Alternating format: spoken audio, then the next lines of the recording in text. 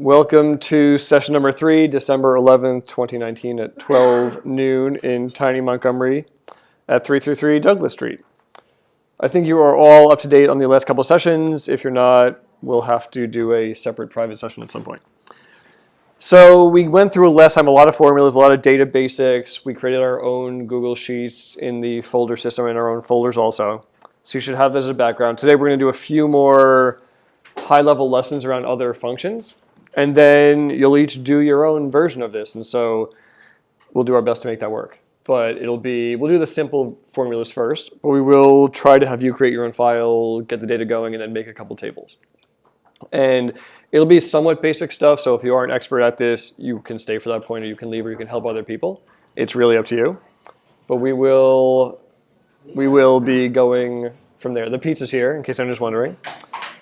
We may as well take a break now, because otherwise we're all going to be starving. Okay, we'll be back in a minute. People are eating pizza. Here we go. So first couple formulas we'll start with. So one is filter. I actually used this a couple days ago with Matt. So the power of filter. So you can always, as we talked about last time, click on this link to open a certain document in the demo file. It also should be in your file. So if you go to function examples 2, you should see the sheet we're going to talk about. The filter function will, so we talked last time about how you really want one large set of data as the base for all the work you do.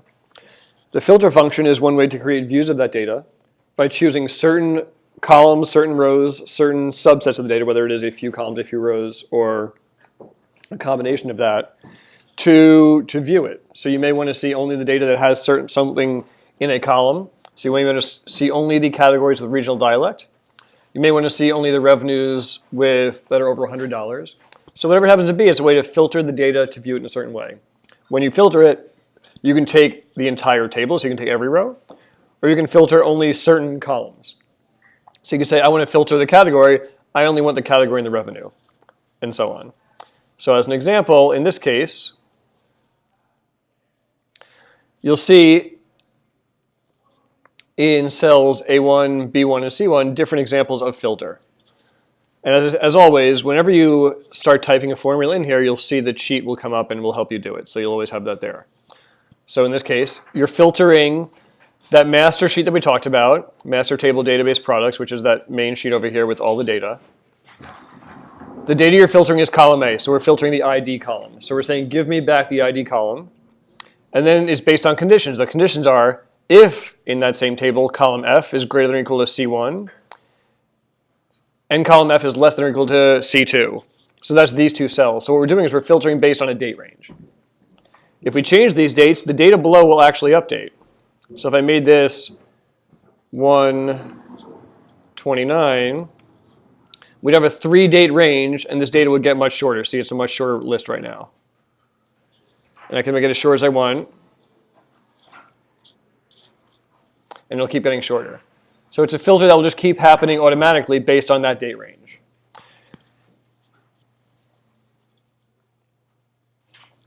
And as you can see, these other two columns, so I could have done this in one. If I wanted to, I could have filtered a range that was more than one column. In this case, I wrote 3 separate filter functions because I wanted 3 different columns.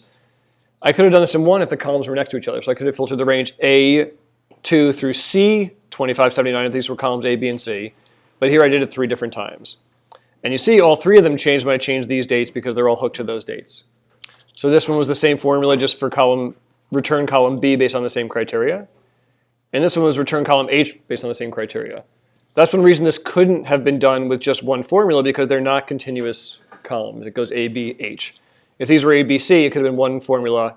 It'll return 3 columns, and whatever number of rows satisfy the criteria. Make sense so far? Array formula. So these last ones are going to get a little more complicated. In some ways, they're helpful to know they're out there, but they aren't the simplest things. So you have to know when you're going to use them and why you're going to use them. And if you want to, as we mentioned last time, do some Googling, do some research, and read about it, because a lot of the stuff is self-explanatory. But certainly, the more complicated it gets, the more you may need some support, which I'm around for, and Google is your friend. An array, so we talked about data types a little bit last time. We talked about text and dates and numbers. Those are types of one piece of data.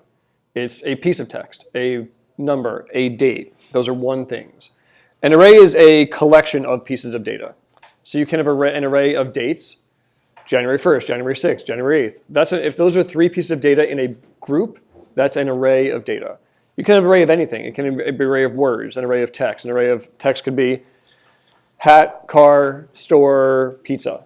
That, if it's in a certain structure, that's an array. It's just a group of pieces of data. So that's all arrays mean. It is just a collection of data. And it can be a collection of mixed data. It can be a collection of whatever. It could be a collection of numbers, end dates, and text, all in the same thing. So the array could be 3, January 1st, hamburger. There's no reason why it can't be a collection of anything. But the main point is an array is a collection of things. So what this is doing, array formula, is in many cases you want to multiply 2 numbers by each other, right? 2 times 2 is 4.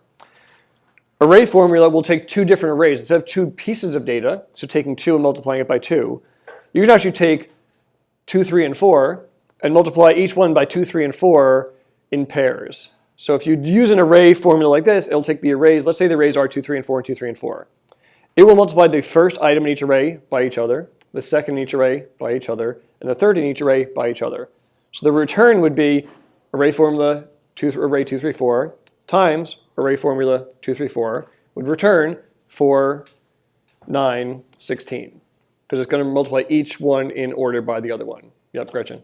What's the difference between the array formula and then just dragging the formula format? Mm-hmm.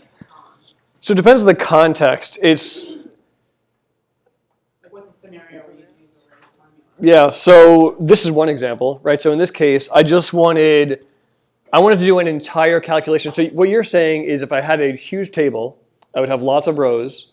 And in every row, I could do my own formula. I could do 2 times 2, 3 times 3, 4 times 4, and it would return the 4, 9, 16. But then if I wanted to sum it up, I'd have to add a subtotal. So as one example, this does that. So this is an array formula of this entire column, D, times this entire column, E, and multiplied. And then it takes a sum of it. So it's in the parentheses, it takes a sum of it. So this is one example of why you'd want it. If you don't want the whole, I don't need the whole thing. I'm actually just looking for a sum of this entire column times this entire column. So you're right, in many cases array formula is a shortcut. There will be some cases, nothing comes to mind, I can think of a case I've used it. There are more complicated cases where either it's just too many steps or just it takes too long. Is it impossible in some cases? Probably not, I would think.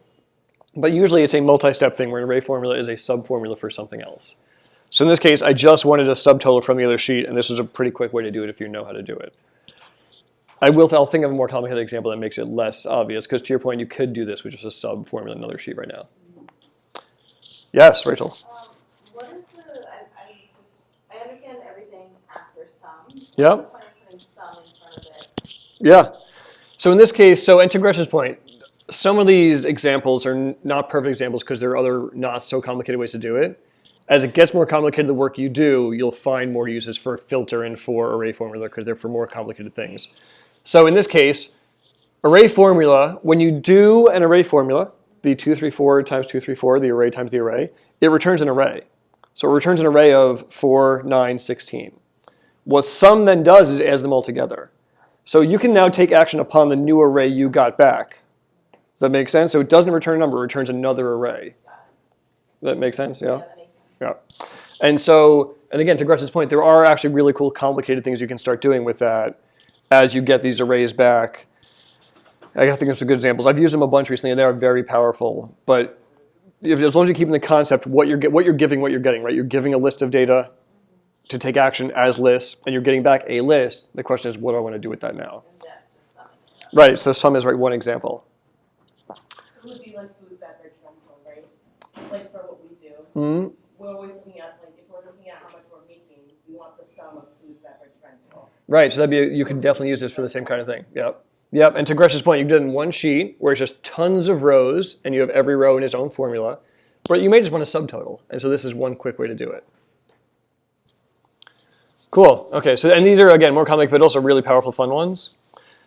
So this is just a quick shortcut example. So if you go into the master table as an example, so when you're highlighting, you can highlight cells. So when you hold, maybe we can start being a little bit interactive. So everyone open up the master table sheet if you're not there.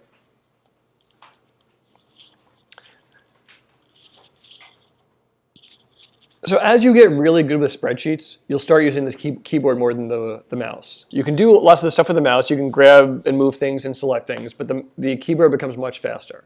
So I'm going to go into some keyboard shortcuts in a second. For now, we're just going to talk about the quick functions you can do. So when you highlight a group of data, you can get quick functions back. So right now, so if I want to use my mouse, I can click on whatever cell. I'll click on 7340. I'll highlight this row, and you'll see you'll get a list of just a bunch of quick formulas for that. It'll tell you the sum of that group, the average of that group, min, max, count, things like that. So it's just a quick way. I use this all the time for if you just want to do a quick formula, don't want to add it to the sheet, you just want to highlight things. You can do the same thing with your mouse by holding Shift when you're on a cell, and then using the arrow to highlight the ones you want to highlight. As you keep going, you'll see that sum will keep changing every time I change a cell. So it's just a really quick shortcut for just quick math, right? Sums, averages, counts, things like that. And really, again, Shift and arrow will highlight whatever you want to highlight, and the number will change. But you can always just do the mouse if that's easier for you. Okay, so Paste Special. Paste Special is a really powerful tool because often when you're using spreadsheets, you're grabbing different kinds of data, right? We talked about text, we talked about numbers, we talked about dates. You also may be grabbing a formula. When you copy a cell, you're grabbing the data. You're also grabbing maybe a formula, maybe formatting, right? A lot of things come with that besides just the, if I copied this number right now, I'm not just getting that number. I'm getting the format of the cell. I'm getting the background color of the cell, the text color, a lot of things with that. When you grab that thing, when you press Command-C to copy, or you do the mouse to copy, or you do edit copy, you're getting that whole bunch of stuff, right? Not just a number, you're getting a whole bunch of stuff. So after you do that, there may be things that you want to do with that data. You may want to paste just the number. You may want to paste just the formatting. You may want to paste just the formula. How do you do that? So here's a few different ways, right? So right now you see right here, see these, when I'm mousing over cell A6 as an example, it's a formula. So if I copy that right now, in the batch of data I copied, it knows both the number I just copied, it knows the formula I just copied, it knows the formatting for the cell, it knows all those different things. The question is now, what do I want to do with that? If I wanted to paste just the value, and back to keyboard shortcuts versus not, you can just go to a cell, and you go to Edit, Paste Special, and this will give you all the things that you can paste of the pieces of stuff that you just collected. You can paste just the value, so I can paste just the 30. You can paste just the format, so I can paste just the text color, the background color, things like that, the format of the cell, whether it's number or a date or text. And there'll be some things that are less commonly used, but all except borders, column widths, formula we talked about, just the formula, data validation, which we talked about last time, where you can have a cell that requires a certain data type. So you can paste all these other little things that are a subset of the stuff you just copied.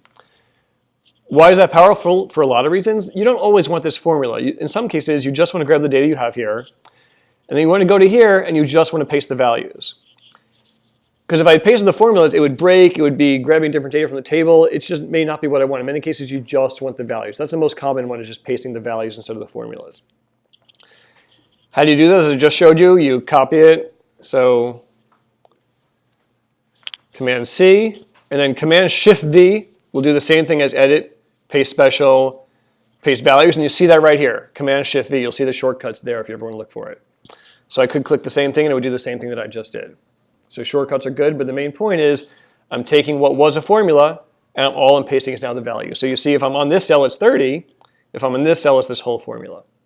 Right? If I had just done Command-C and Command-V, it broke because it pasted the whole formula. These weren't absolute. Remember we talked about absolute versus relative references. The formula changed because these were relative references, so instead of it trying to grab A, now it's grabbing E, so it broke. And so that's the point. Now I wanted to paste the value, not the formulas. So now if I just go back, I can grab it again and paste the formula, paste the value. So one little fun little trick. Paste transposed. If I wanted to copy this entire column, or this is too many. Let's say I just want to copy these. Paste transposed takes things that are in a column and pastes them horizontally. So now if I go to Edit, Paste Special, Paste Transposed, it'll come out sideways. So again, you'll find that useful sometimes rather than typing things over again. Just a fun little trick. Okay, so those are Paste Special again. Google's your friend, but they're fairly basic and should be pretty powerful. Conditional formatting. So this is a pretty cool one. I think we got into this one a little last time also with the green background and different colors. So conditional formatting is a way to format text based on some sort of condition, a number, value, something being true or false. So in this case, so you go to Format, Conditional Formatting, and you'll see the ones I have set up right here. And these are, I have a couple more complicated ones. They can be very simple. You select a range, and we'll do this when you do your own work in a minute, but you select a range, and then you tell it what the condition is. It can be greater than, less than, before, after for dates, greater than, less than for numbers, between. Text is exactly so it can match text. Text is empty, text contained, so it can be search for substrings in a text, so subparts of text. It's pretty flexible.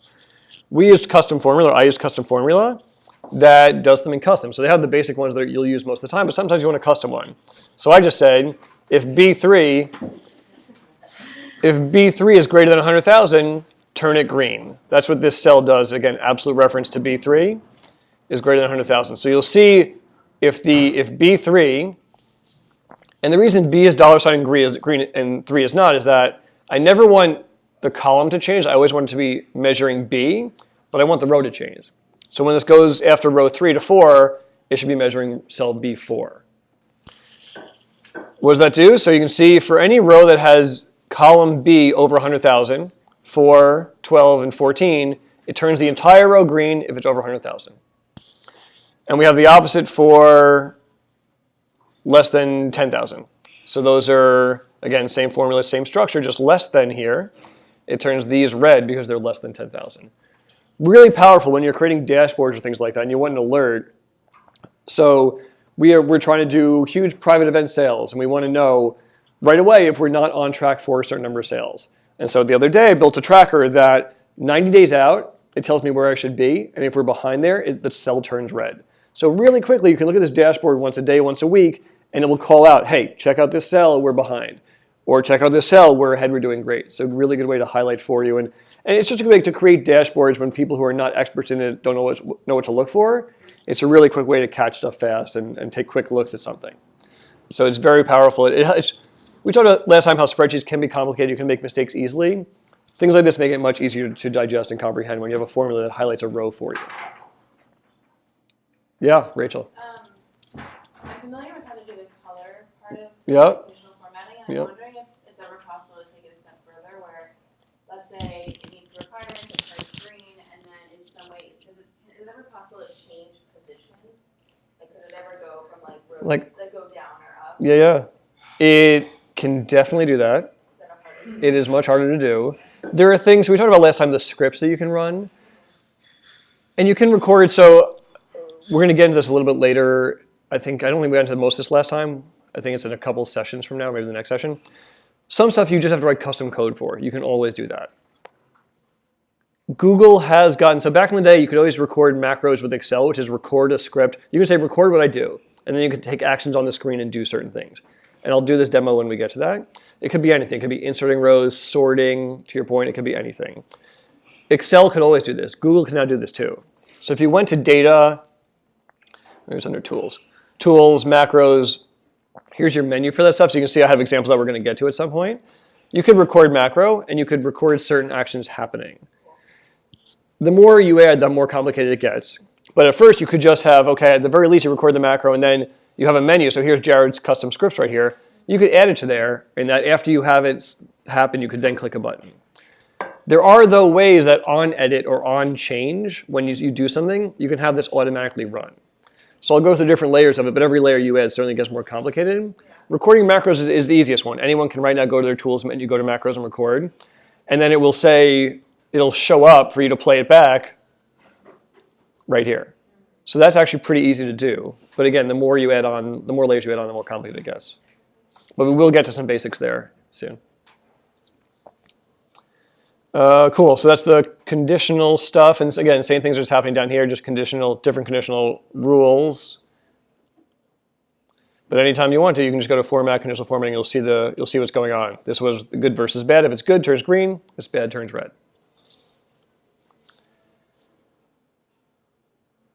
So this we talked about a bit last time. One of the powerful ways of doing it like this, where you have all the sheets, so we have all these different views, right? Because these views are so well built and so tight in our formulas, if we were importing this data from another database, breadcrumb, triple seat, wherever, and you deleted this first, you highlighted it all and you deleted it all, and then you paste the data on top of it, automatically every sheet would update. So it's a really powerful way to have every report you need with just grabbing the data and putting it back on top. Again, this is the power of also having one data source that is a long list of data. When you start going horizontal, having different tables on different pages, it gets messy. When you have one really long log of data and tables that pull off of that, it is all incredibly efficient and does the work for you pretty well. It all comes back to just making good views that calculate nicely and for you automatically, and based on one clean source of data. But from there, you just pull the data, you paste it on top, and your whole entire file is updated. So it's a really powerful, really efficient. Also removes the errors because you're not going to keep doing the formulas over and over again.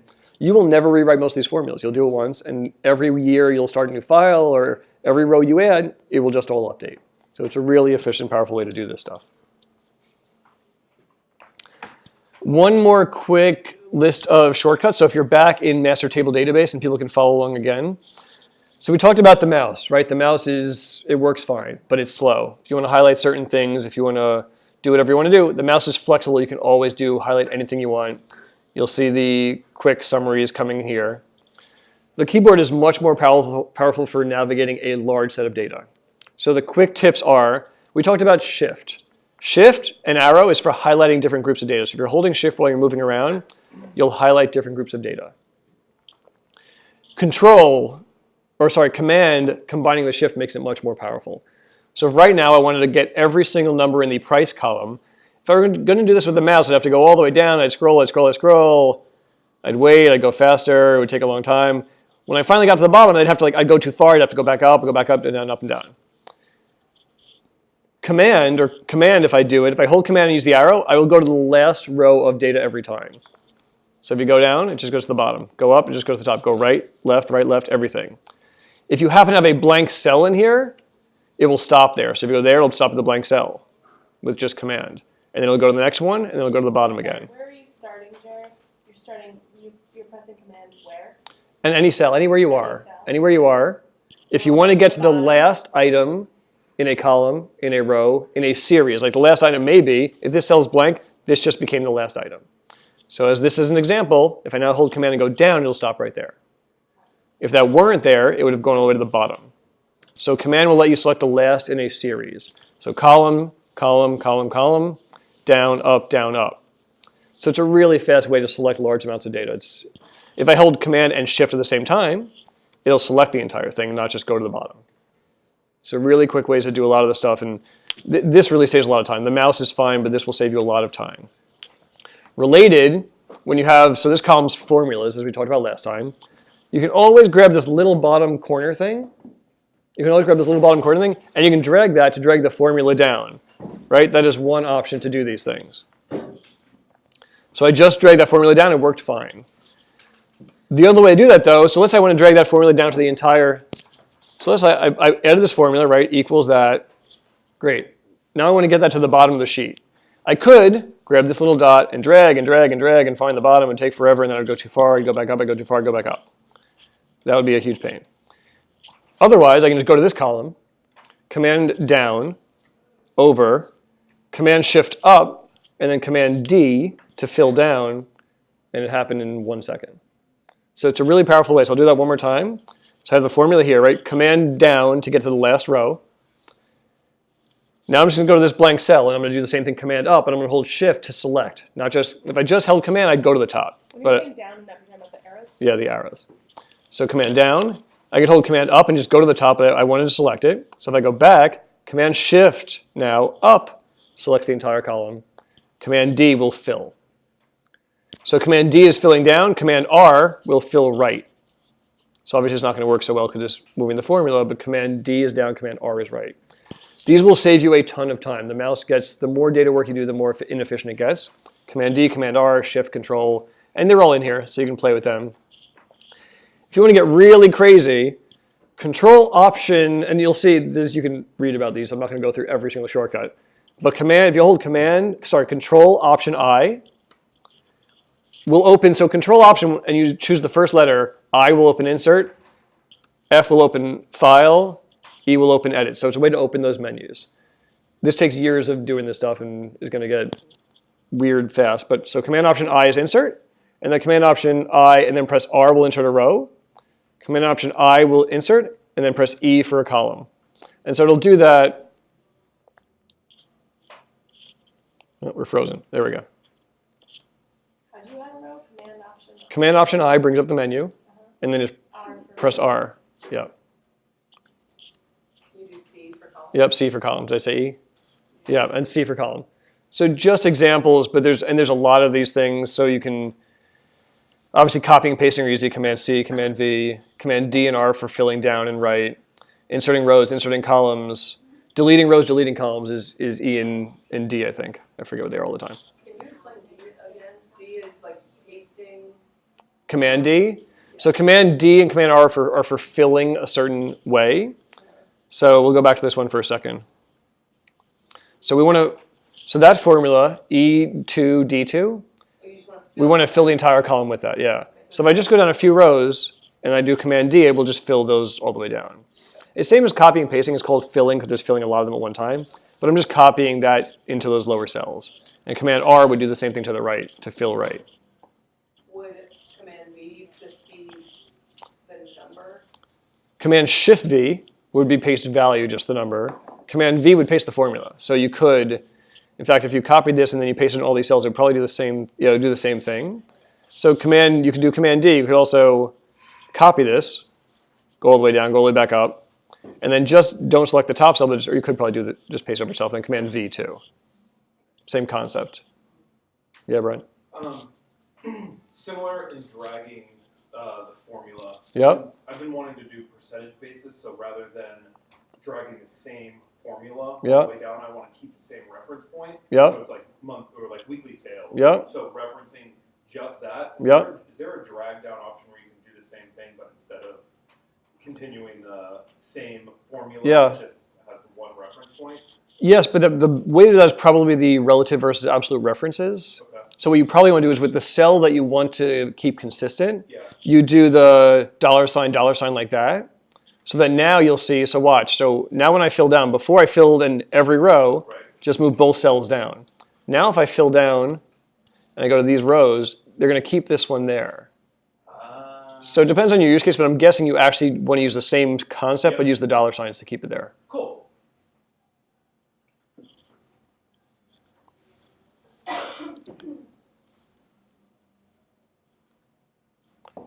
Okay. Okay, makes sense still? We're getting close to you guys. Okay, we're going to DIY it now. So we have half an hour left, so we'll get as far as we can, but we'll see what we can do. There are definitely some strong Sheets people in the room who can probably help out, but I'm also here to answer questions. But let's jump in and try some of this stuff. So if everyone can go back to the formula or the folder they created, you should have your Drive folder in there. I cleaned up the sabotage that someone committed last time on the class. So if you don't have a folder here, you should create a folder for yourself right now.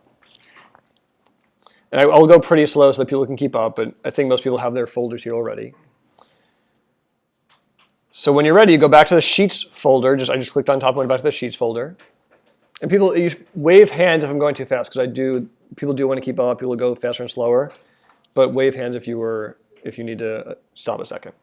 So right now you should be in this screen. You should have your folder ready to go. Do you need a second? Sorry, where? Yep, so go back and if you're following along in this, open each person's folder. So I'm in my own folder, that's where you want me. No, just click on there and you'll see everyone's folder.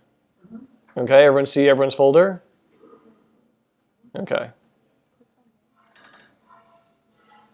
Oh, people seeing this? This is probably why.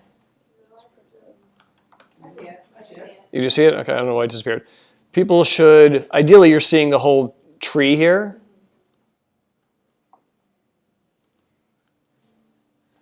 Yep, okay. This might be a setting thing. So for now, you should see the whole tree here. Anyone not see the whole tree here? Matt, you don't see the tree? all the folder system right here. So you see where you are in the folder system. You shouldn't see all these, but you should see a couple. You should see back to here probably. The only thing in my folder is my copy. My folder.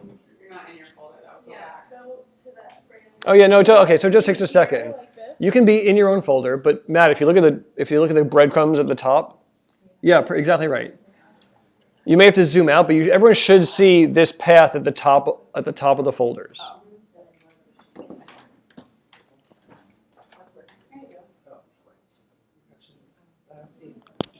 Yeah, no, don't worry. It may just be longer or shorter, but if you have the dots there, you'll see certain ones. Okay. We're going into sheets then? Yeah, so everyone sees that now? So everyone should be going into Sheets, 01 Sheets, which you may see right here, or you may have to click on the dots to see it. Yeah, you can do that too. Everyone there? Everyone's in the Sheets folder, 01 Sheets folder? Matt, you there now? My computer's on a little slow, but I'll get there. Okay. Tell me if you need me to... Someone already sabotaged our class, so I appreciate that. Oh, Nicole. Perfect. Thank you, Nicole. I love that we can blame people. Here's... Clearly not. So anyway, everyone double click on this CSV for import, and you'll get this weird view of the data.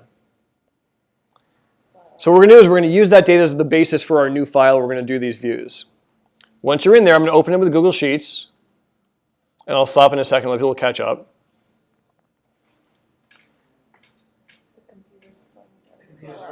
Yeah, there's probably a lot of us on not great internet. When we click that, are we creating a, no, so we're not creating so that only we're opening, we're not like creating a copy of it or anything like that. You are going to. So after you're in this view, so right now you're in a Google Sheet view of that file. Right. You're going to File, make a copy, and then now is where you're going to name it with your name and put it into your folder. Nicole, yeah. Find my name. So if you're looking at the screen right here, Yeah.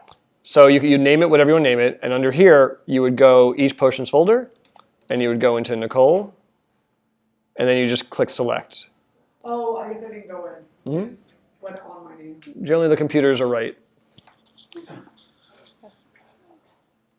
And so obviously, the internet will catch up, but so everyone should go through that. So everyone should now have their own version of this CSV per import file with their own name in their own folder. So I'll do mine too. Unable to look more folders. Somehow I opened it in my personal email if that worked. That was happening to me a lot last week. It's weird. Okay, so I'll wait here, but so everyone should have this. So I have my version. You see this is Jared's CSV for work. Here's the CSV. This is the data that was in a CSV that is now in a Google Sheet. And if you look back, this will be in my folder. This will be in Jared's folder. Jared's CSV for work. So I'll wait for everyone to catch up, and if you have questions, I can come around and look at your computer too. But you want us in that sheet? Yeah, you should be in your version of the sheet. So when you're up to date, this is what your screen will look like, but with your own name. This will be the view that you have. So you'll have this whole database of data that you just pulled in. That is all this stuff.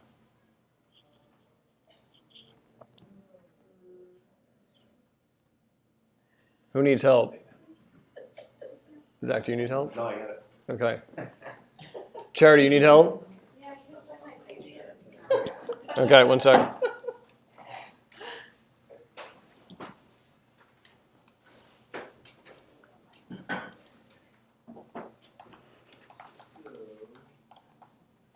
Okay, I do see Charity's folders. Your folder is in there. Oh. Anyone else need help? I think 1,000 copies of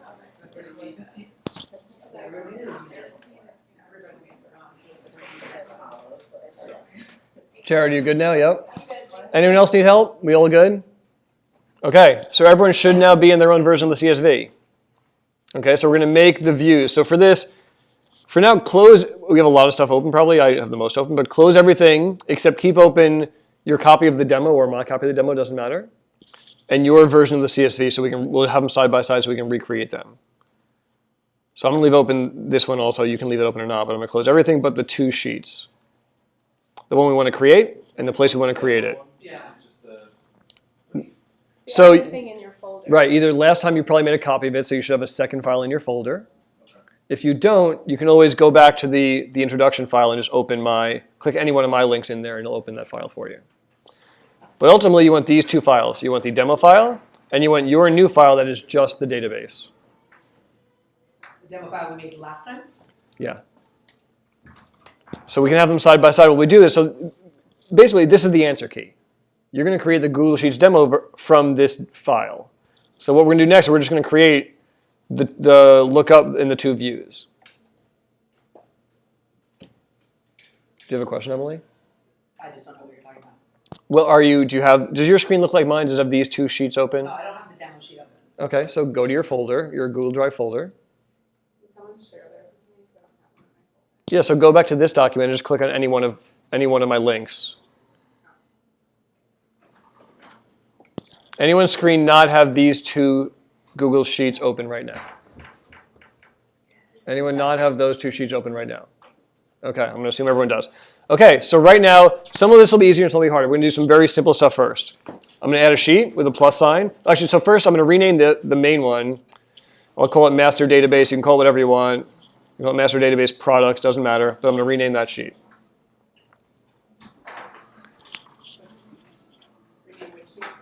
So you're in your own version now. CSV. Yep. You're in your own version. I'm in Jared CSV for work. I'm renaming that sheet Master Database. You can name it whatever you want to name it. I'm gonna copy it because we're gonna use that language. Great. I'm now going to make it look a little bit nicer. I'm going to bold the headers. I'm going to center the headers. Just a little prettier, a little easier to read. I'm going to narrow the first column a little more because it's just an ID and it's short. I'm going to double click on this column. So this is actually another little trick. Close this. If you double click on the right border of any column, it will make that column the width of the largest text.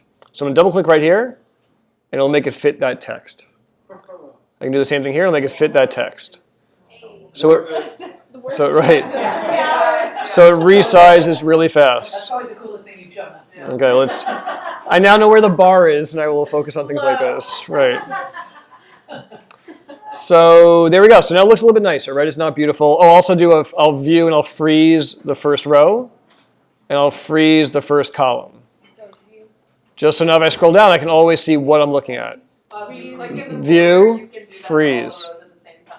Just figure that out. If you do what? Click in the top corner, then hit with the little arrow. Yeah, yeah. It does all the rows. Yeah. Wait, sorry, back All the columns you mean, yeah. Yeah, back up. that's all. So if you go to view menu, freeze, one row and one column, you'll end up with what I have, where you can now scroll down and the top row stays what it is. Freeze. How do you get to that menu with your keyboard? So if you were doing it, it's always Control Option I to open whatever one. So sorry, Control Option. In this case, it's usually the first letter of the menu. Obviously, it can't always be F because you have File and Format, but usually it is. So in Control Option I, we'll open that menu. For View, it'd be Control Option V for View. And then you see the underline, see the word freeze right there? See the letter R is underlying? That's the shortcut. So if I now press R, it'll open freeze. If I now pressed O, it would freeze one row. So that's what those little underlines are. So I already have one done, but if I pressed O now, it would have frozen the top row. Everyone get all that stuff? Okay.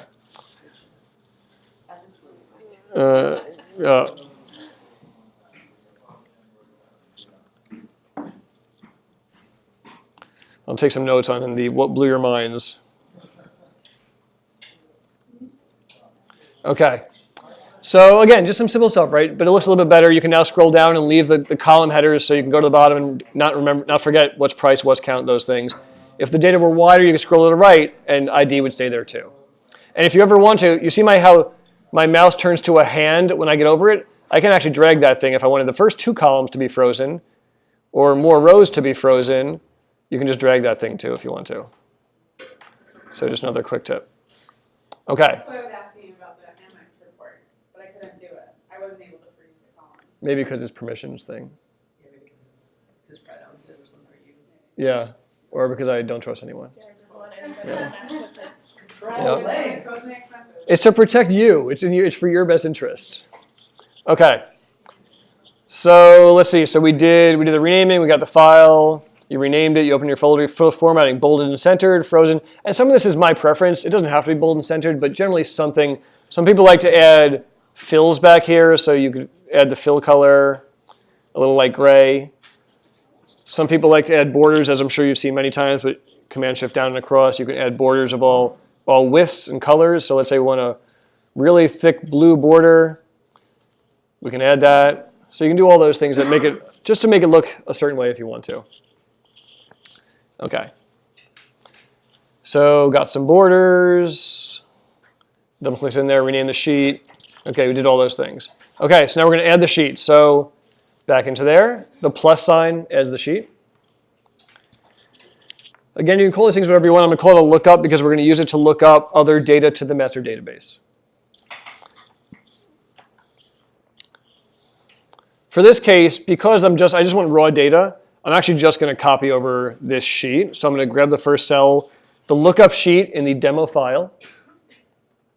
And I'm going to do what we talked about. Command-Shift arrow down, Command-Shift arrow right, and again. Wait, slow down. Yep. So if you're in A1 of the lookup sheet, A1 of the lookup sheet. hold Command-Shift, press arrow. Don't let go of Command-Shift till I tell you when. Hold Command-Shift, arrow down, arrow right again. Now you can let go of everything. You press Command-C to copy, and you go back to the other sheet and press Command-V to paste with the formats, or Command-Shift-V to paste without the formats. I took the formats. It's completely up to you. Either way is fine. Emily, Zach, do you have a question? Sorry, Command-Shift-V is without formatting. Is right, just values. So I can just Command-Shift-V. So here we go, ready? Command-Shift-V, Command-Shift-V. Nope, that's not where I broke it. You copied it. Command-Shift-V, that one. Command-V, that one. So you see the headers are bold and this black thing is here because it's a fill background, so it's formatting. So that's up to you. Either one's going to work here because they're not formulas anyway. But now you have the lookup table ready to go. Again, you can always double click on things. So we should be Command-Shift-V. So to copy in the other one, you're in cell A1, holding Command-Shift, arrow down. Don't let go of Command-Shift, arrow right twice. Then you can let go of everything because you got it selected. Command-C to copy. And then either one will work here. You can Command-Shift-V or you can Command-V. It doesn't matter because it's just text anyway. It's just text with formatting. There's no formulas or other complicated things. At worst, you'll just have the bold or non-bold. And again, because I like to, I'll freeze one row. Again, it's not vital, but I like to do that. Okay, so we've got our two sheets now. So what we're going to do is we're going to use this to look something up. So this is where it's going to start getting a little more fun. So in our lookup sheet, we've got every category name, and we've got every type. So we want to now add the type to the other sheet. So here we go. So first I'm just going to add the type column here. I'm just going to type. Your sheet should look like this, type. That doesn't look like the rest of the formatted sheet, right? What's the question, Anna? No, I don't think I just missed a step. Okay, everyone, I'm just in the master database product sheet. All I did was type the word type in cell G1. So everyone's sheet should look like this, just the word type. After that, I want it to look like the rest of the stuff. So I'm going to Command-C on any cell up here to copy it. And we talked about, I've now copied in this bucket the term brew date, any formula, all the stuff that goes to the cell. I'm going to paste the formatting. So I can go to Edit, Paste Special, Paste Format Only. Or as you saw the shortcut, I could do Option Command I. Nope, that was not it. Command Control, Command Option I. Nope, that's still not it. Command Control V. Nope, that's not it. Okay. It's all the pressure. Okay, so I'll do Edit, Paste Special, and it'll be here. Command Option V is it? So it's Command Option V. So Command Option V. There we go. So now I have it formatted how I wanted to format it. Yes, Charity. Can't you just format that entire row? I could have before, but now I don't. When I pasted it, not the formatting. You can also use the little paint roller icon. Paint roller icon, that's true. You can paint formatting. My screen is not, it's too, Oh. No, it's right It's on there on the the left left. next to the printer. oh, this thing, yeah. Yeah, so press that while you're in the cell,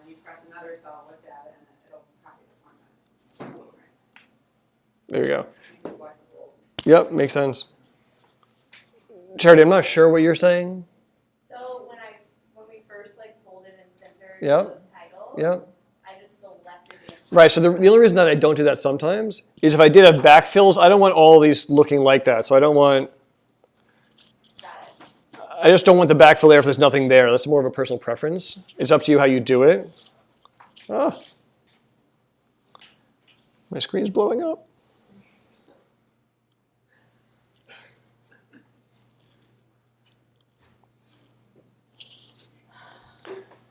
By the way, this might be the coolest thing. If you start typing into your browser, you can then just pull up the thing you're at if it has the same name. Fastest way to open anything, really. That is not. That is just Google searching. Yeah, what about Jared's jewelry hours? I mean, we know Well, about Jared Jared's just law, yeah. but- So where was I? So yeah. So Charity, to your point, I just don't like the cells being gray if there's nothing there. That's why I don't always do that. But you're right. You could always just paste it right away. Okay. So everyone now has type right here. So we're going to look up the type. So we're going to use VLOOKUP, right? VLOOKUP was the one where you can look up a reference in another table. So we're going to look up the category, regional dialect in this case, into this table. And we're going to find regional dialect, and we're going to return pale ale, the second option. So here we go. So we're going to use VLOOKUP. So it's going to look up horizontally. Equals V. And you'll see as you type, you'll start getting Google's hints. So if you then type VL, you'll be down to just VLOOKUP. I'm going to press enter, and it's going to bring up all the instructions for me. Why doesn't it do that? Okay, you may have to turn it on. I'm not sure. I can look at it after. So you may not. I can fix that if it's not working. But for now, we'll do it together anyway. Click the question mark button. Right. That works too. Okay. So the point is, we're going to search for something in a range and return a certain column number. Okay. So it's equals VLOOKUP. Enter. I'm going to search for regional dialect. As we talked about, that's the thing I'm looking for. So I just click on that, and it'll populate B2. See, B2 went in there when I clicked on it. I'm now going to type a comma because I'm done with that first parameter. And this will pop up again for some people. And now I'm looking for the range. I'm now going to click on the lookup sheet, and I'm going to highlight the range I want. So again, you can use the mouse, or you can do the arrow down thing. So I'm going to go to cell A2.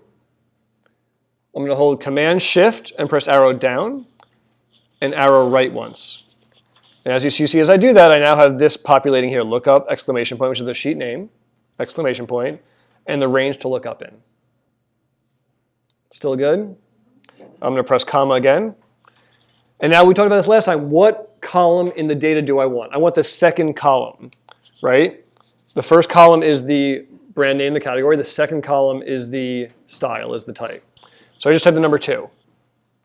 You can see that in my formula bar right here. I now type the number 2.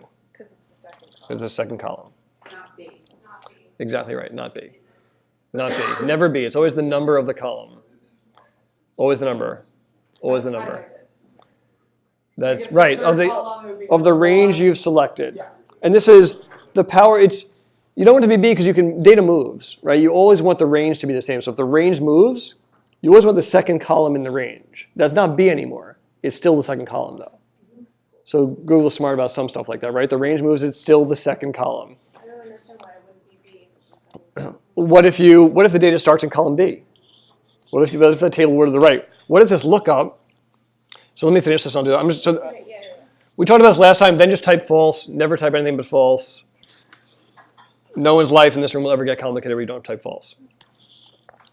So your answer right now, if I go back to lookup, so let's just did that work for everyone? Ever get pale ale here? Okay, so I'm going to finish that in 1 second. For 1 second, right now, if I insert a column here, our formula still works. It would have broken if we were telling it B, right? Because this is still the second column in our range. Our range is this. I still want the second column. I don't want B anymore.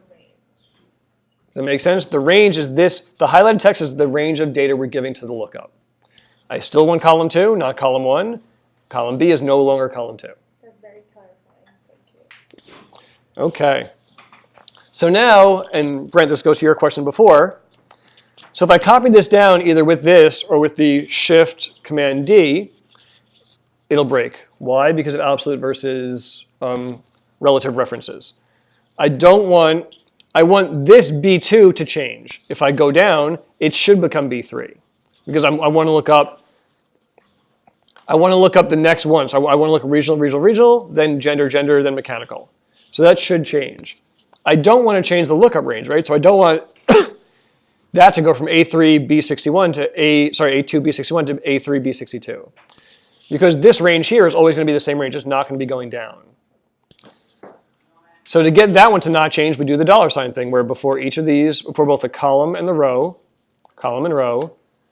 now the formula has the $signs. Now I can copy down and it'll work fine, either with the mouse or with the drag. So dollar sign means it's like Yep. a lock. Yes, it locks the range. That will not change when you move a formula. You have to put a $sign in front of the. Yes, because you can lock it. 61? You can choose. You can either lock just the column, just the row, or both. And then you can drag it down. And then you can do the command arrow down thing, and then command shift arrow up, and then command D to fill. Sorry, can you explain again what you just said? Which part? The commands or the relative absolute?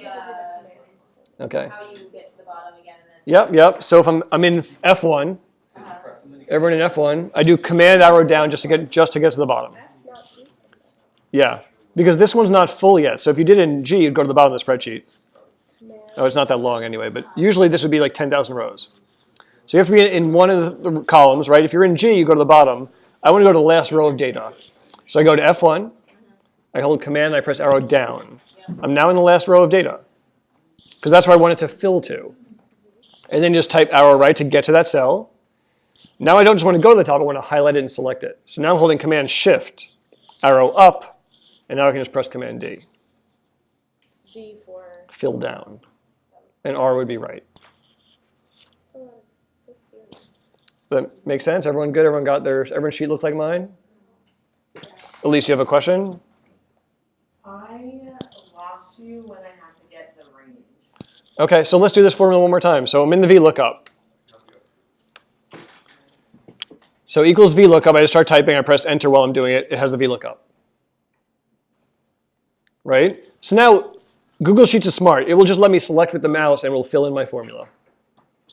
So for the search key, I'm just going to click on cell B2, and it'll put a B2 there.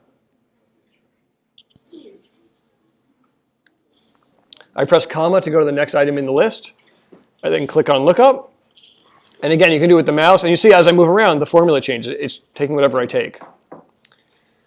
So I can do the command shift down, command shift right, and it will grab me my range. And I'll do 2, and I'll do false. Why do you put false, Jared? That was the fuzzy thing we talked about last time. It doesn't fill it unless it's the right thing. So the true thing, I don't know how they explain it. You'll never use the true thing. It's a fuzzy search thing, so it won't need an exact match. False means only give me the result if it looks exactly the same. So regional dialect right here, if I say false, has to find the exact same thing right here. If I had said true, it might find this also. It also might find this. I don't know the algorithm behind it, but the point is it will help. If you did have a fuzzy, there are cases when you will need it. Right? If you didn't know singular or plural, I would do that. I would do true, and it would now find this probably. Like, for example, it would be like birthday party versus Jared's birthday party.